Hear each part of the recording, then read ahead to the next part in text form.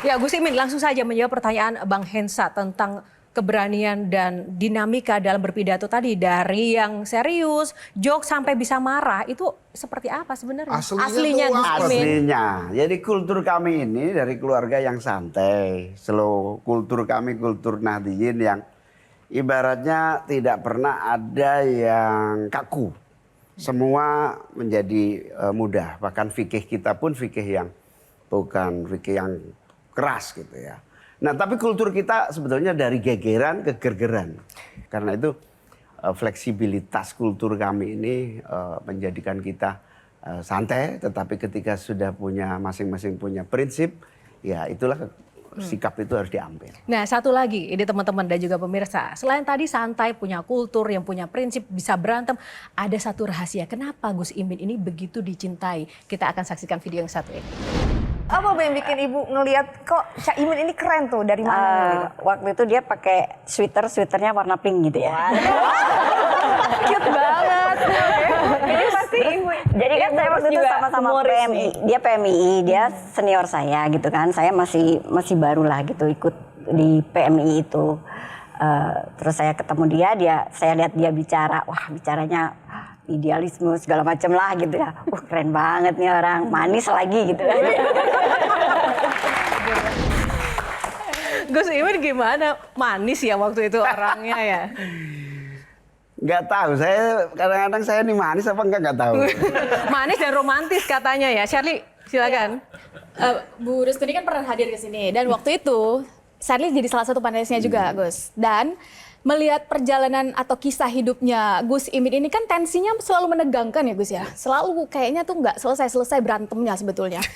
Nah, pertanyaan saya adalah lebih menegangkan mana, Gus? Situasi sekarang-sekarang yang memang ada dugaan dan ramai yang menyebutkan PKB ini mau diambil alih atau memenangkan hati Bu Rustini yang cantik, keibuan, jujur, dan anak kiai besar juga kan ya, Gus ya? Sehingga pasti banyak pesaing dong saat itu. Gimana, Gus? Lebih menegangkan yang mana? Jujur. Memang hidup saya penuh ketegangan.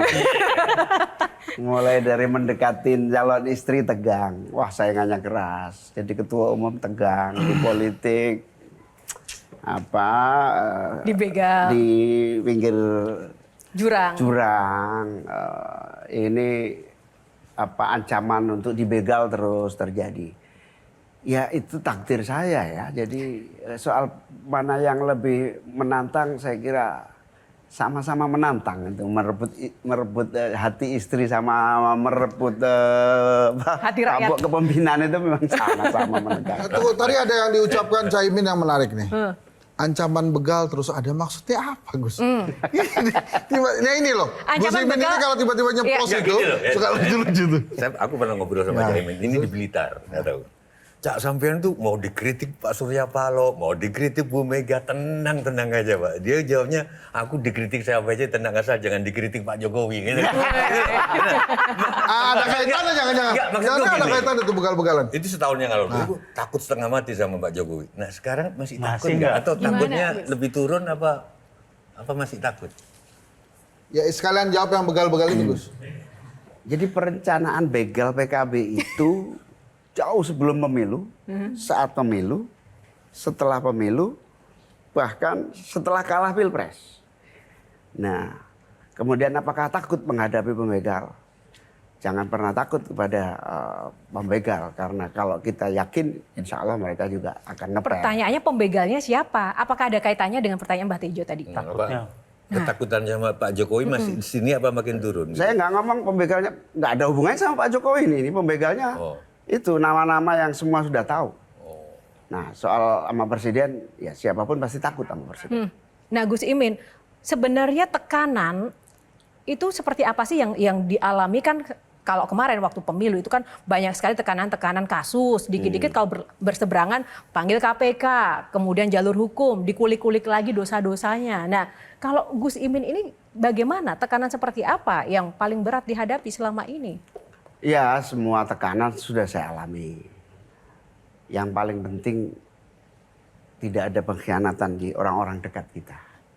Selagi tidak ada pengkhianatan di orang-orang dekat kita, kalau orang agak jauh silahkan. Tapi orang dekat ini solid dan loyal, sekenceng apapun model tantangannya bisa diatasi. Sami, silakan. Soal hianat mengkhianati, apa iya di dunia politik ini ada yang benar-benar loyal? Karena semua kepentingan. Satu itu, dan kedua tuh sebenarnya karena kultur partai di Indonesia ini yang besar terutama, kecuali Golkar dan PKS semuanya masih partai keluarga. Masih kalau istilah saya tuh partai toko kelontong, diwariskan ke anak gitu ya. Jadi kayak PDIP, kita tahu nanti siapa nextnya. Demokrat juga kan terjadi seperti itu. Nah ini mungkin PR buat PKB. Makanya saya bilang, Caimin ini karena bukan anak, ya kan? Dia tahu nggak bakal diwarisin PKB waktu itu, makanya diambil, gitu kan? Nah, tapi ini PR buat PKB gitu kan?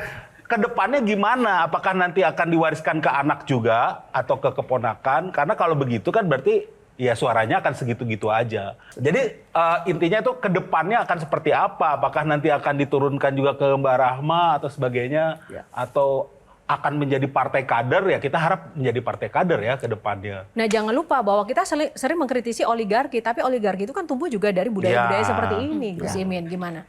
Jadi dimanapun di dunia ini, negara manapun, dinasti itu di semua negara terjadi. Masalahnya bukan soal itu.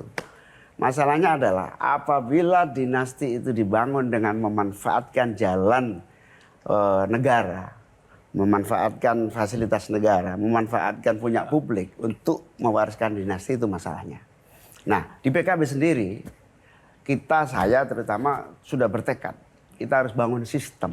Tapi yang paling penting dari sistem kepartian kita ini harusnya, mau tidak mau, harus dibikin semodern mungkin, serasional mungkin, memberi ruang kompetisi, kompetisi yang memudahkan orang memanfaatkan merit ya, merit system. Ini harus terjadi. Tepuk tangan. Baik, terima kasih Gus Imin. Baik, itu tadi box terkait dengan data diri. Selanjutnya box nomor berapa? Kita akan buka untuk next box selanjutnya. Nomor favorit nomor berapa, Gus Imin? 9. Nomor 9. Kita buka box 9. Garis lucu, tepuk tangan dulu untuk box kali ini. Namun kita akan mengulas lebih dalam lagi terkait dengan box garis lucu seusai jeda. Tetaplah bersama Q&A karena setiap pertanyaan selalu ada Jawaban. Mau Singkat jadi saja. ketua PBNU nggak, Gus? Caimin setelah 20 Oktober lebih kuat dari Jokowi kalau menurut saya. Seberapa love? Wah ini nggak mungkin menang ini. -1 kayak.